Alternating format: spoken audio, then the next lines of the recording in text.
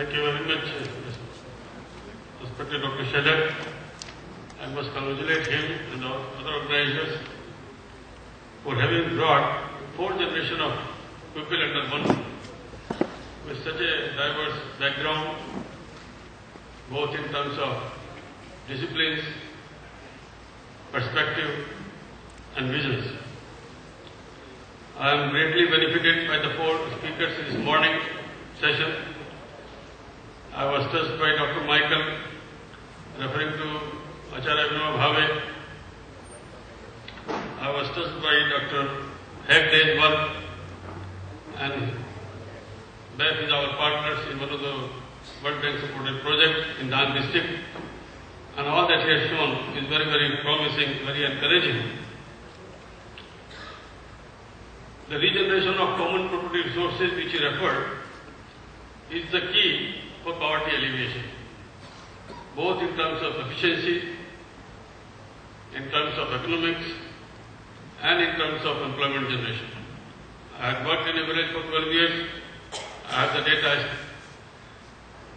On a 5-year cycle, through trees and grasses, we capture 21% efficiency of conversion of solar energy to fuel, fiber, whereas the cereal crop convert only 2 to 4%. In terms of employment generation, we have a norm of 2 man-days per hectare per year in agriculture. In range management, it is 4 man-days per hectare per year. And the third is economics. 1 hectare of grasses over a period of 7 years on a very stony soil started with 125 rupees auction of the grasses in the first year, and in the 7th year it was 3,000 rupees an acre. So that kind of revolution can come to village panchayat if they can regenerate all the common property resources that were supposed to be with them. All through Mughal period, the common property sources remained with the village. It was only in the Mughal period, in the British period, that their ownership and management was transferred to the Department of Revenue. And that is the place where legislation took place. And unfortunately, more so after independence, because even in British period, there was a controlled exploitation through the Vijayari system. Once that system was abolished, they became no man's property, and the studies have shown the maximum degradation to these resources took place in 50s and 60s.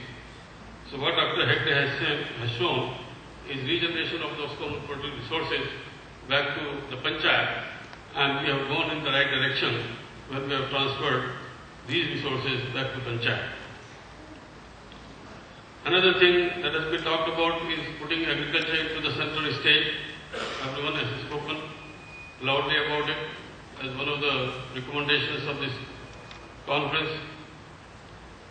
Now here again, we had created 120 agroecological zones in the country between 1980 and 1990. After that, we left the work. It was World Bank supported project as a national agriculture research project, and then we are picking up the thread after 20 years. So agroecological zone-wise planning is the need of the hour. Now this Rashtriya Krishi Vikas Yojana with 25,000 crore allocation has come for district agriculture land use planning, and that's where the State Agriculture University have to play a very dominant role along with the development departments. So the planning part and monitoring part would be with the universities and implementation part with the development departments. So that kind of convergence that we are talking about for the last 15 years at planning commission level, but not being able to execute at the ground level, the time has come where both can fit in.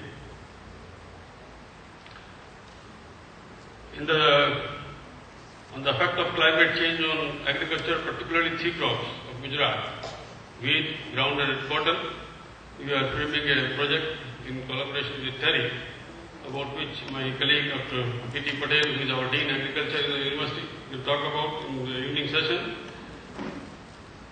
So personally, once again, I thank the eminent speakers in the first session, and I most thank Dr. Shelat.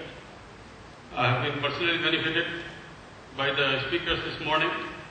I do agree with some of the points made by Dr. Gaikwad, but there are several points that are controversial and where I would like to strongly disagree. And I will have another session with him where we say that India is number one in innovation index world over. They have counted the innovation index and we are number one.